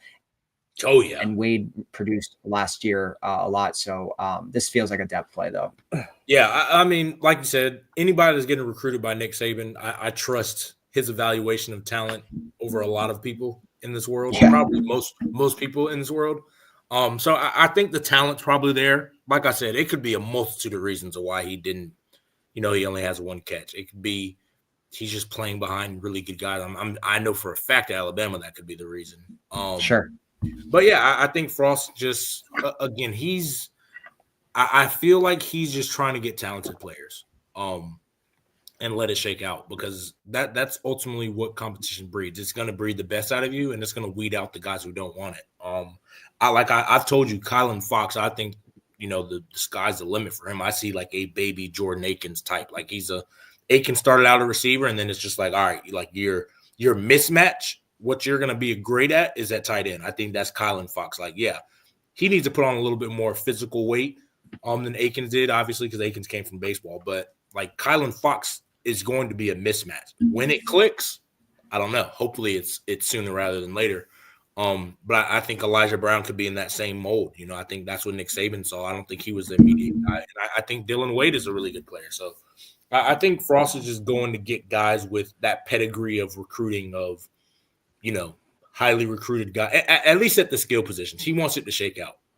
I think when you're starting to get to like the O-line and things like that, he wants experience, because he understands, like, yeah, you can be talented on the line, but if you don't know what you're doing, if you can't communicate, if you haven't seen those reps, it's a lot harder to break the lineup as a true freshman than over a guy that is experienced in that area. So I think that's what he's kind of doing. I think, the trenches, he's trying to get some guys with experience, with actual stats to kind of and starts to back it up. And then, at the skill positions, we're going to be a young team. He knows that. So, like, why not go get young talent and see how it shakes out as far as that, and see what we can get out of it. So I'm excited. I'm excited about a lot of these players.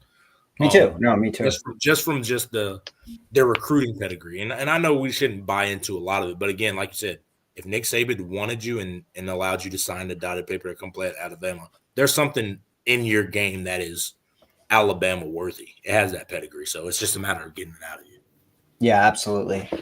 All right. Next up, we talked about how, UCF essentially had no experience in the wide receiver room until DJ Black transferred over. Well, we went and landed another guy with a lot of experience, former Florida Gator, Marcus Burke. This is a guy that, 4-star guy out of high school, had a ton of offers, was top 30 in the Sunshine State, number 33 ranked wide receiver, and he was top 185 nationally. So big time recruit, had offers from Auburn, Florida, FSU, Georgia, pretty much all the schools in the South, Texas. Big guy, 6'4", 200 pounds. That's the type of size I haven't seen at UCF receivers in a while. The Gabe Davises and the Traquans, these taller guys, these red zone targets. So Marcus Burke is a guy. He's been at Florida now for 4 years. Stayed there through the entire coaching change to Napier. and didn't see a lot of play time until this past year. He finally saw the field. Coach Napier said in the offseason, I read a quote about, which was talking about him. He said he felt out of really on all of the offense, he felt Marcus Burke had made the most strides, and he had really expected him to be a major player for the Gators this year. It didn't quite translate to that this year, but he still did end up playing more than at any other point in his career. Last year, he did have 2 touchdown catches, only 7 catches on the year, but did have 2 TDs and played in 11 out of 12 games. So he did see the field. He was more of like their wide receiver 3 type of guy. But I think, a guy that has 4 years of experience at Florida did see some playing time. That's a big pickup, someone we needed, even if it is just kind of like Trey, how you said, he may just come in to kind of mentor these guys. Well, UCF needs it because the other receivers on the roster are freshmen or redshirt freshmen. So, a guy like Marcus is needed. He played at Trinity Christian Academy. They're 9-time state champs out of Jacksonville. Yeah. UCF has gotten some really good players out of Jacksonville, whether it's Jordan Johnson or Otis Anderson. Trinity Christian is a great program. And he was a 4-star guy out of there. So I think it's a good pickup. I don't know if it's a guy that will start. Maybe he will. Once again, wide receiver room, I think is wide open. There's a lot of guys that could, play. Could be a mixture of the younger guys and a guy like Burke and DJ Black. But, he has 1 year of eligibility remaining. So let's hope he has a killer year at UCF. We've seen guys like Brandon Johnson who transferred in for his grad year from Tennessee and had a great year with, I think, 11 touchdown catches. So, and now turned it's in the NFL. NFL career too. Exactly. Yeah, exactly. He's been in the NFL now for about 3-4 years. So, so we'll see. But Marcus, I think that's a big pickup. I think UCF could still use probably even 1 more wide receiver, but now we're up to 3 between him, Black, and Day Farmer. So that wide receiver room starting to fill out, and I think Marcus Burke is a real strong addition there. Yeah, I asked because I know a guy that works at the University of Florida. So we had like a little friendly bet when we played, and I lost it. But yeah, I asked him. I was like, "Tell me about him," and he was just saying he's very talented. He's probably should have been their best receiver, but it's hard to put it together. And that's what I always say, like so many different circumstances. Like we talk about the 2017 season and like it was the perfect storm. You can apply that to every player that's ever played. Like some of these guys that are elite players that we look at and like at the history, like Traquan and RJ Harvey, like so much stuff had to go right for them to get that maximization. And there's a lot of guys that I played with that we don't talk about as much, but they were super talented guys. It just didn't 100% unfold that way. I think that's just what happens with a lot of these guys. I think it's hard to be great. I think it's hard to do those things to be great consistently. You can show flashes all you want, but it's hard to do it over and over and practice and rep in the game and every single week. So it could be a lot of reasons why he wasn't, but the talent's there. And that's from somebody that works within him saying, hey, he's probably the most talented receiver on our roster the last few years, and that's with the guy who just went in the first round when Ricky Pearsall last year. So sure. I think the talent's there. It's just for whatever reason, he didn't put it together. I think that happens a lot. So hopefully we get the best version of Marcus Burke at UCF. That way we can see it unfold. Absolutely. I'm excited to see how the wide receiver room shakes out. I'm really excited about the younger guys like Jordan Bridgewater and Burdell Richardson and the guys that Casey we've been Stokes talking about from their great spring balls, and then we never see them again. I'm excited to see them actually play. Yeah, now they'll get a chance. They will under Frost, like you've said a bunch of times now. For sure. So the final, all right, this transfer will bring us up to completely caught up. The 27th transfer of the cycle, linebacker Cole Kozlowski. This is the 4th linebacker transfer. So after DB and O-line, it is, that is the most position we've taken as far as in the portal would be linebacker after those 2 positions. So clearly a point of emphasis. This is another FCS guy, second FCS guy. So, Frost he's got 4 between FCS and D2, there's 4 players that come from those ranks. So he's definitely not afraid to pluck from there. Kozlowski played at Colgate the last 4 years. And really was very, very productive. I mean, his career started out a little bit slow, didn't get a ton of playing time, but last year was his breakout year. He had 133 tackles led the team, 8 tackles for loss, 3.5 sacks, and ended up being first team All-Patriot. So absolute breakout year for him as a senior, which is interesting. Maybe I don't obviously know much about Colgate football, but maybe he was sitting behind some talented guys, or he had some injuries. I'm not quite sure, but 6'2", 230 pounds overall, while at Colgate, played in 32 games. And at career finished his career there with 201 tackles, 16 tackles for loss, 5 sacks, 2 picks, and 2 forced fumbles. And you could see what $133 out of those 201 tackles came last year in a single season. So he had an excellent year last year. Obviously, was all conference. Overall becomes the 14th defensive transfer. He'll have 1 year of eligibility remaining. So this kind of reminds me of some similar things we've done in the past, whether it was Bryson Armstrong coming in for 1 year, or a guy like Jason Johnson who was here for 2 years, just kind of coming from the FCS. And UCF's had some success with the FCS linebackers recently, so I don't see why this guy couldn't come in and play. I'd like to see some more speed at linebacker. Felt like Ethan Barr was kind of slow, but I haven't really seen Kozlowski's tape, but seems like a good pickup. Yeah, I think he's going to fill that experienced veteran role. Ethan Barr, like you said, probably a smart football player. I mean, he's at Colgate. That's a very smart school. So I think that's what it's going to be. I think it's some of those guys, like I said, it's one of those guys that he's probably going to come in, do everything right, set the tone for the room, set the tone possibly for the defense, just to get everybody marching in the same direction. I think it's hard for a young guy to take that role. I think it's hard when you have a new coach, especially for that to happen, no matter how talented they are. So I think he's going to be one of those guys that he's going to come in the weight room, work hard. Coach Duval's going to kill him, and he's going to let him kill him and set the example. He's going to throw up, but he's going to keep going, and I think that sets the tone for the kind of guys you want. So he might not be that high-level football player. Like, I don't think Ethan Barr was the best player on our team, but I think he was kind of the glue that get everybody lined up, do what his job is right most of the time. But like when you watch him, it wasn't like, wow, Ethan Barr is just a crazy, amazing football player. No, I think his job was to get people lined up and make sure everybody's marching in the same direction. I think that's what possibly could be. I could be completely wrong. I don't know enough. I haven't seen him. I'm just assuming that's why they brought him in. Just like that's what I assume that he's bringing in all these veterans for, is to get some seniors, some leadership in that room, guys who've played a lot of snaps, played college football, and kind of get them in the direction. And then, I tell people that 2016 season, we started off very top heavy in the sense of older guys, but as the season went, the younger guys get more comfortable in the offense, and they are clearly the more talented guys, and they start to play, and that's just the way it is. Even when we were, figuratively competing for the conference, they were still starting to play. It made it a lot easier when we lost to Tulsa. So I think it was like week 9. I think it just made it easier because we couldn't win the conference. It's so much easier to be like, all right, we're going to youth movement. So I think that's what Frost is kind of going to do. And even when I was at Nebraska, that's what he did. We started like 0-6. Once we started, 2-6, 2-7, we started getting weeded out for the young guys because our seasons, they're looking to the future, and it sucks because, we care about our seniors and we care how much they pour into the program, whether it be 4 or 5 years or even just the year they come for their last year.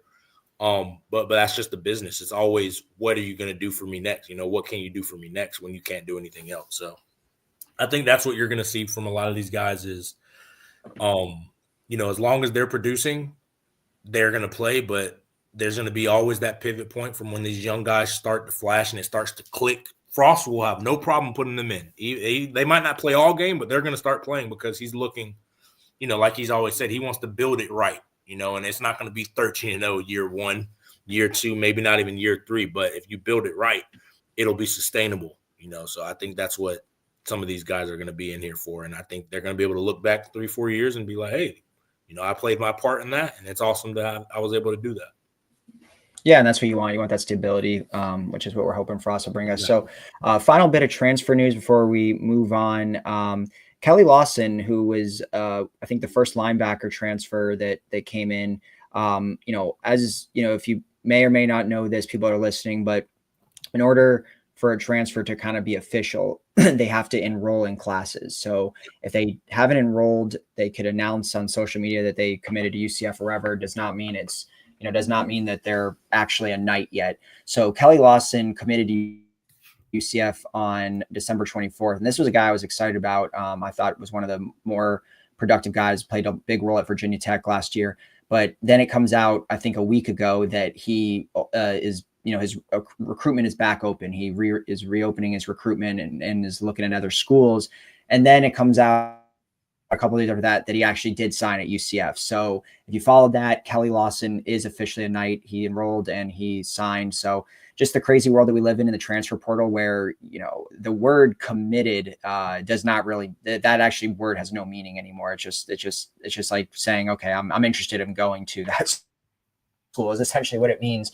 But he's in the building and he's there. So that brings UCF up to 27 overall transfers, I would assume probably done for right now, or maybe a couple more before spring. But 27, 13 on offense, 14 on defense. As I mentioned, O-line, DB, and linebacker were the top three positions taken.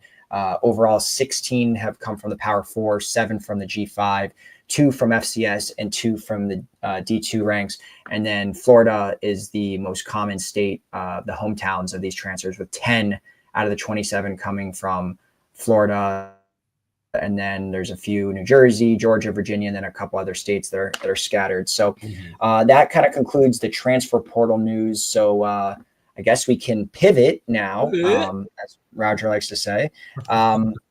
So a little bit of other UCF news. Now this is kind of old, but since our podcast got deleted and we want to address it, Chasen Johnson is coming back after initially entering the portal, committing to USC, and then pivoting and committing to SMU. Kind of just like what I talked about with Lawson, doesn't matter until you enroll. He announced he's coming back to UCF. So that's a big one. That was at all the freshmen that played last year, which, as we know, there wasn't many. There was, maybe 2 or 3. Chasen, I think, was the one that played by far the most and actually played not just on special teams. He played at DB. So getting him back, I think, is awesome. He was, a guy that was a pretty big high school recruit. And, when you didn't hear, actually, he was one of the ones you didn't hear about in the spring. There was a lot of other DBs that you were hearing about, but Chasen is the one that did produce the most on the field. So getting him back, a guy that still has, is only giving a sophomore 3 years of eligibility, that's awesome. Yeah, I mean, I was one of the guys that, in a season where I didn't really like a lot of what I saw, I liked what I saw in the little bit that he showed. Reminded me a lot. I wouldn't say exactly of Braden Marshall, but like just kind of how like Braden Marshall flashed as a true freshman. I was like, wow, like he's gonna be a good player. I think I saw that with Chasen Johnson. So when I saw him enter, I was like, Frost has to try to keep him. And then I was like, okay, he's going to SMU. Might be a money play because that's probably what it is. But for him to come back, I think it's big. Ultimately, again, you got to prove it. It's a prove it league. You got to show you're better. They know you're good because Frost wouldn't have tried to keep you in. I think they understand that, but I think it was a good thing to keep him to kind of round out that group. I think, like I said, I think that group is very talented. It's a matter of maximizing and getting all the juice out of that the oranges in those rooms. I think that's what we've struggled with in the past, and I think that's what, if we can get the best out of him, he's going to be really good. I think if we can get the best out of a lot of those guys, they're going to be really good football players. So I'm excited that he came back for sure. Yeah, absolutely. And I mean, there's no shortage of quantity now in the DB room. It's just who's going to end up being the guys that, produce. I mean, we got 7 DB transfers.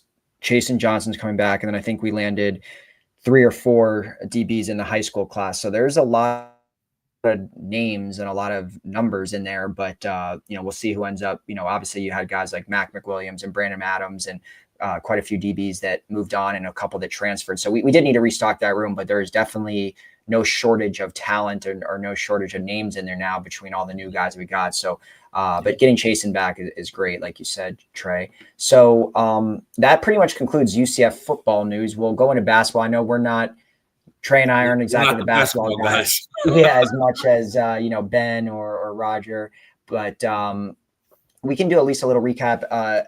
If you're up this late and you're a UCF fan, you probably know that UCF basketball is playing right now as we speak. And since we're live, I can say that because this isn't coming out in a few days. UCF is up 21-20 right now in the first half against Arizona State in Tempe on the road. Obviously, that's why they're playing so late here, Eastern time. we'll get into that in a second. But really over the last couple weeks, what we've seen, we saw, the big win against Texas Tech in the conference opener in Lubbock. They won 87-83. Darius Johnson had a big game in that one, hit 70% of his shots, 24 points. Keyshawn Hall had another great game, 22 and 8, was 4 for 4 from beyond the arc. So that was a big win. Then we talked about this extensively. I'm sure they talked to us on the Hoops podcast. So we're not really going to, restart this, but, UCF got absolutely demolished by Kansas, lost by 51, which was a program record. As far as the losing margin, it was, just an absolute destruction that we got routed 99-48. Really not much to say about there. I mean, we shot horribly. We got out rebounded, big on the offensive glass, and Kansas won the point in the paint battle 62-10. Yeah. So we just got outsized, outmanned. I mean, at the end of the day, Kansas is as blue blood as it gets, and they're top 10 in the country for a reason. So we were not able to repeat last year's magic when we beat them. But, Ben had mentioned on the podcast that he wanted to see how UCF would respond. It was this 51-point loss a sign of things to come, that we're not going to be able to compete? We're nowhere near competing, or is it going to be, just kind of an aberration? It was a 1-game sample. Look, chalk it up to a bad game against a very good team. And by all accounts, that, seems like what it was. We came back after that game and beat Colorado. It was a nail biter, a thriller. I was watching that game. Came down, UCF was down at halftime. They were down really for most of the game until I think it was like 8 minutes to go. They took a small lead, and then Colorado and UCF were just battling back and forth for the final 5 minutes or so. But UCF ended up winning 75-74. Defense came up huge at the end. If you guys watched that game, Jordan Ivy Curry had 22 and 6. Keyshawn had 18 and 7. Darius Johnson had 17 and 5. It's funny. I mean, UCF got out rebounded in that game. Colorado shot better from the field and from three. But UCF won the turnover battle big, 22-12, and produced a lot of points off of those 22 turnovers that Colorado had. So, big win to get to 2-1 in the conference. And then the most recent game before tonight was against Arizona, which UCF unfortunately did lose. It was on the road. This is, UCF before the game, they were a 16.5-point underdog, and they only lost by 8. They were competitive. I mean, it never felt like they ever had control, and they didn't really have a lead at any point in the game, but they never let it fully get out of control. And they ended up battling till the end and only lost by 8, which I think is fine. I mean, Arizona, Blue Bud, I know they had a little bit of a rough start in non-conference play, but they're 4-0 right now in Big 12. Yep. What was that? They're heating up right now, which is, I mean, at the time you want to heat up in the, in the conference play. And that's what they're doing right now.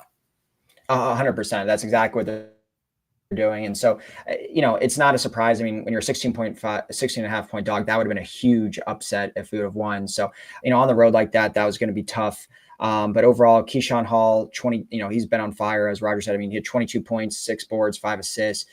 Darius had 18 points and 5 boards. Chiam had 8 points and 10 rebounds. Mikey Williams, though, had a season high with 9 points in that game. Overall. So it was nice to kind of see, him get more involved and him have a pretty solid game after, he's, obviously getting back into it after the injury, missed pretty much all of non-conference play, and hasn't produced too much. So he had 9. And Ben overall, UCF shot good. Yeah. Ben even talked about it. I know during the game, he was just like, he's impressed him a lot. Like, I think out of all those games, these past few games, he's like, Mikey is coming along, and like, he's starting to see the talent as far as this, he was a 5-star for a reason. It's starting to show. It's taking him some time to kind of get into the flow of things, get back into whatever it is, but I think the talent is shown. He gets after it on defense. He's a good player. And I think down the stretch, we're going to start seeing a little bit more of that.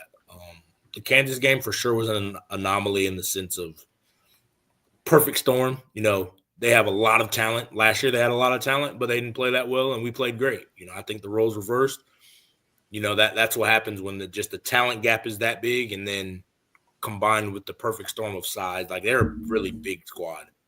So they just destroyed us. And then, I mean, even the day before, I think Andrew, he's a big Kansas fan. He was like, we just lost to West Virginia. We're freaking horrible. Like, I think it was the perfect storm of that. Like, I think we just came off a good win against Texas Tech. They just came off a bad loss. like perfect storm of we get beat by 50. You know, I think that's the possibilities in this league when you're playing. We're in the SEC, quote unquote, of basketball.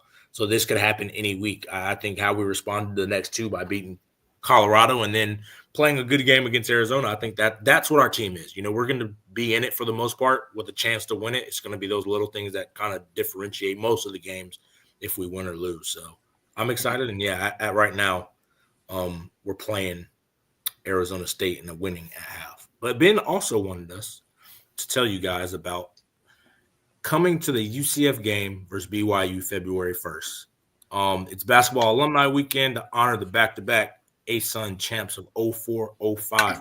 So 2 decades ago. I don't want to put an age on, you know, how long it's been, because Ben's going to be there. He's super excited. I'm like, goodness gracious. It made me start thinking, I'm like, holy crap, in a couple of years, it's going to be 10 years since the Peach Bowl. I'm like, man, I'm getting old. But like, so like, I just thinking about that. But he's saying like a lot of people are going to be there.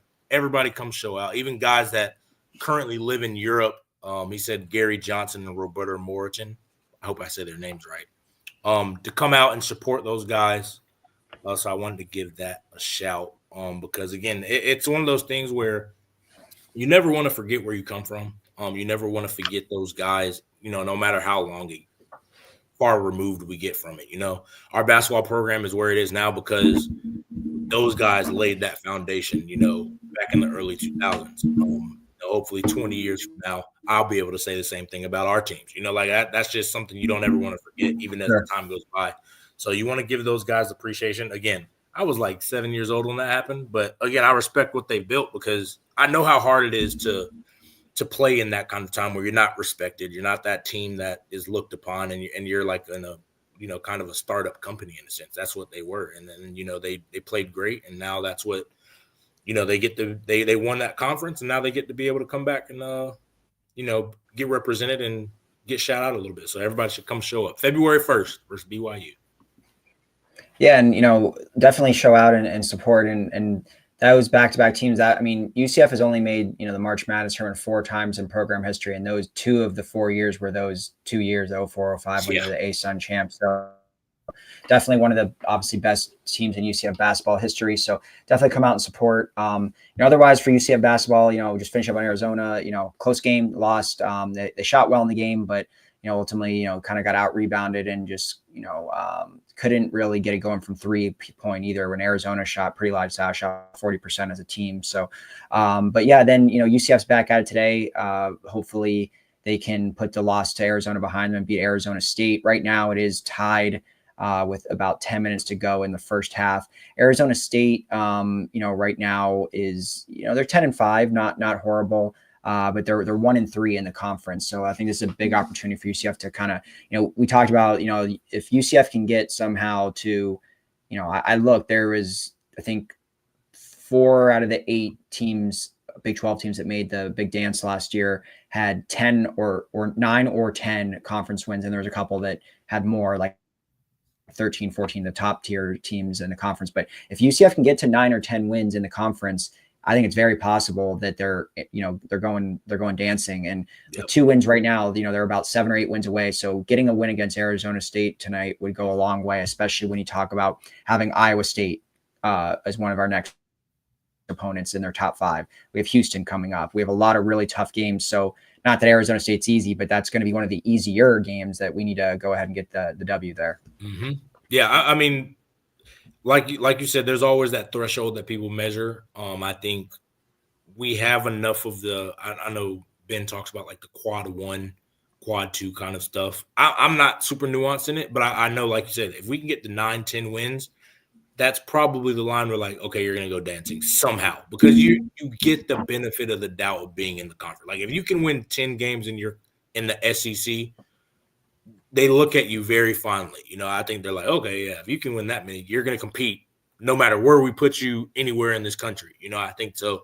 If we can get to that threshold and take care of the games, I'm not saying we're going to win them, but like you said, the easier of the games when you have to play Iowa State, you know, number 2 in the country, Kansas top 10, Baylor top 25. You want to take care of the games, quote unquote, the easier ones, you know, because you kind of almost chalk that up that we're going to lose. You know, anything can happen, but just on paper, So if we want to get to that 9-10 win threshold, we got to win those. And yeah, I agree. And it's really encouraging how we're playing on the road when you talk about beating Texas Tech on the road, then hanging tough with Arizona, making an 8-point game, and now, winning in Arizona State right now, and obviously a close game. It's good to see how the guys are playing on the road. And Roger was not lying when he said Keyshawn Hall's on fire. Keyshawn Hall has 22 of UCF's 27 points so far. He's 9 of 10 from the field and 3 of 4 from beyond the arc. Oh, wow. Yeah, he's heating up. And this is only the first half. Yeah, exactly. So maybe see a program record here or something. We'll see a 50 ball, man. 50 piece. Let's see it. Let's do it. So we'll monitor that game, but we're finishing up here. So Trey, let's just finish up with the other sports that I don't watch. As we know, women's basketball is struggling. They have lost 7 straight games. They haven't won they're winless in the conference. And now they just, off a loss to TCU, 81-90 or 90-81. So they're struggling, but hopefully they can turn around. Their next game is Oklahoma State on Saturday. So we'll see, but they're obviously struggling right now. Yeah, I mean, I think Alan, not Alan. I think Ben has kind of hinted at it. Ben and Roger. That one's going to be a little bit more slow of a rebuild. I think it's hard to replace. I forget her name. That one ended up going to Georgia and a couple of those players. It's hard to kind of follow in those footsteps and build it back. It's almost like we're starting from scratch. Going in the Big 12 and then getting a new coach, new foundation, new players. It's hard to build, especially in women's basketball. So it's going to take time. I don't necessarily watch them enough. I'm just assuming that's the growing pains, especially when you have the UConns trotting around. Like those kind of teams are just powerhouses that are already getting their players and getting it in. Like it's going to be hard for us to do that. So we'll see. I mean, the thing about basketball, at least that I've noticed, it only takes one stud to change everything, especially in the women's basketball. So true. If you get one just stud, they can carry you to heights, that you might not think you should be in. And I think that's all you need, just one kind of person to kind of jumpstart the program. I think that's how it is for sure, at least in women's basketball. Just how I looked at it. Because that's just what I think. So I think if you can just find that one player, and like I said, I don't think short on talent anywhere. I think it's just highly densely populated state, sunshine, so everybody there's a lot of athletes and players. So I think if we can just find one, that might be able to jumpstart the program. Absolutely. So we'll see what happens there. Then just kind of final things, our women's tennis team is ranked top 25 in the Intercollegiate Tennis Association preseason ranking. And that's their first top 25 preseason ranking since 2018. And they start their season on the 19th. So this Sunday. Other than that, we're going to go now, either going to sleep or you're going to finish watching this UCF basketball game against Arizona State. They're up 5 right now with about 8 minutes to go in the half. Other than that, Trey, you got anything else, or are you ready to call it a night? No, man. I mean, it's another week closer to football season. Yes, sir. I know we're still a basketball show, quote unquote #Elite 8. But I think we have a new reinvigorated fan base, which I think is good. And I think that, to me, I feel like that kind of thing rubs off on everybody. I mean, I went back and watched the press conference the other day, and just seeing Coach Dawkins interact with Frost and seeing Coach Malone and watching them, it brings a juice to them back into to every program, because you don't attribute all the success to Frost, but Frost has that quote unquote aura. It's when he comes back, it's a big deal, and I think it kind of jumpstarts everybody. Okay, well, we're back in business. Let's us do it too, so we can get the eyes back on our program, because Frost is going to bring the eyes back. It's going to be a matter of us getting it right on the field, but we're going to have that shot to build ourselves as a school, as a program. For the most part, it starts at the football field. I think as long as we can keep it up, with basketball and keep getting guys in softball and baseball, everybody, if we can keep doing that, we can get to that perennial top 25 program everybody talks UCF should be. I think that's where it's going to happen. So I'm excited, and obviously that's my guy. So, I'm excited to get him back back home. But yeah, man, I'm excited about everything going on at UCF right now. I don't think I would have ever said that. What, a month ago? I think. How long is Frost been True. there? I mean, when it was still Gus here, it was things were looking pretty bleak. Yeah. Like, I mean, I was so down. I was like, what are we? Because I mean, realistically, we were like, we're not getting out of this Gus deal at least till next year, at least. And who are we gonna get? That was always my huge question. Like, yeah, we can get off with Gus, but who do we go get? I don't know any big time up and coming guys that come. So. Perfect storm. Hopefully, it's a perfect storm again. I'm super excited about it. But yeah. For now, we're a basketball show that we're Elite Eight bound. That's what I've been saying for the longest. So. Absolutely. Well, I'm excited too. Obviously, yeah, definitely, a big difference that a month can make. With Frost here, the excitement's still really high. He's getting in some great transfers and building this roster back up. So, I think next year is definitely gonna be one of the more anticipated seasons in recent memory, just because of the nostalgia of Frost and everything that brings. So, but yeah, that's all I got.